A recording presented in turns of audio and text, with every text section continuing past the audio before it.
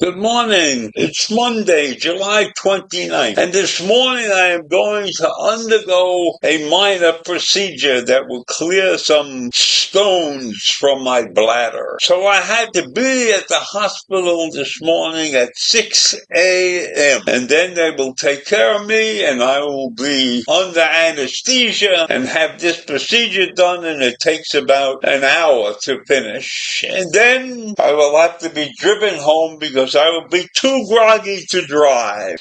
So my son has accompanied me, or will accompany me, to this mission of mercy. And I wish you all a great day. And now I will proceed with this morning's rant. So I did some research on how many women attempted to win the presidency of the United States. And it's a long, long list. More than 50 women have been candidates of some kind or other to become the president of the United States. But only one of them actually won any of the electoral votes that are required. And that was Hillary Clinton, who lost the election to Donald Trump by electoral college votes, even though in the popular vote she had defeated him by about 3 million votes.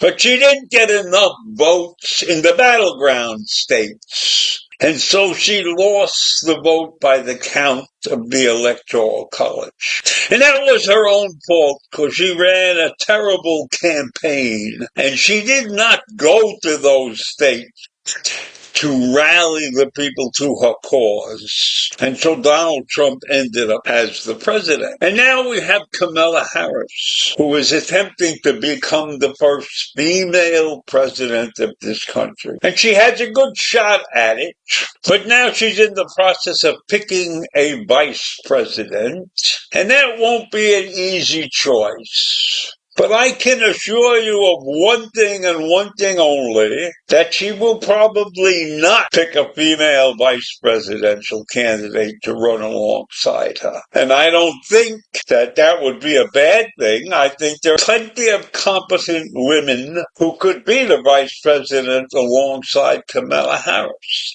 But somehow or other, I don't think the general public in the United States would accept that ticket easily. So I think she's going to pick a male vice presidential candidate.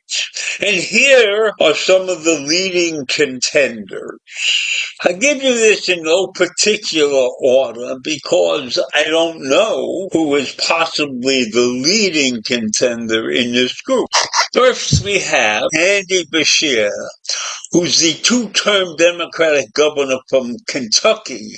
Now, Kentucky is a solidly Republican state, so when he first won the governorship in 2019, his victory was regarded as a fluke, and Trump won that state by a huge amount of percentage points. But last year, Beshear easily won re-election, and he has emphasized the common good working with Republicans in his legislation. So he is a man to be considered because he gets his job done. And then we have Roy Cooper. He's the governor of North Carolina. Barack Obama was the last president that won the vote in that state, and maybe picking Cooper will put that state in play for Kamala. But who knows? In the 2020 election, Trump won the state by just a small percentage margin, 1% or something like that. And Cooper was reelected by 4 points. So that might be a very questionable candidate. And then we have Mark Kelly, the U.S. Senator from Arizona. Now, he's 60 years old. And the senator became a national figure after his wife, Gabby Giffords, survived the assassination attempt in 2011. Now, Kelly is a Navy veteran and a former astronaut, and he has begun campaigning for stricter gun control, and he eventually won his Senate seat in 2020. He's carved out an image as a moderate in Arizona, and he's built a coalition that relied on white women in the suburbs and Latino voters who were crucial in delivering the state to Joe Biden. So he looks like a good vice presidential candidate to me. And he would probably help Harris in other battleground states. Then there's Josh Shapiro, who's 51 years old. And Shapiro was elected governor in 2022 in Pennsylvania. And Pennsylvania is a must-win state for his party. And the Democrats rose to power there after he swamped his Republican opponent for governor. He won 56% of the vote.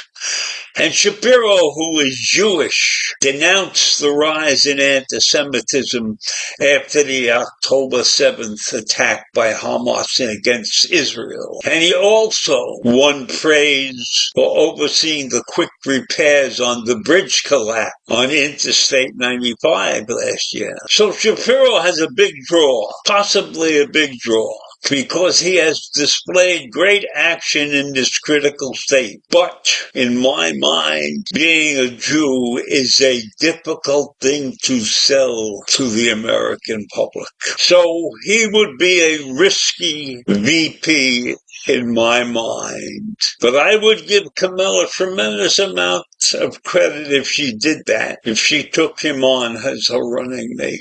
But it would be a dicey situation in this country. There are several other candidates who are worthwhile looking at, but I don't have the time to talk about all of them. So I'll leave you with that this morning, and you have a great day. Bye.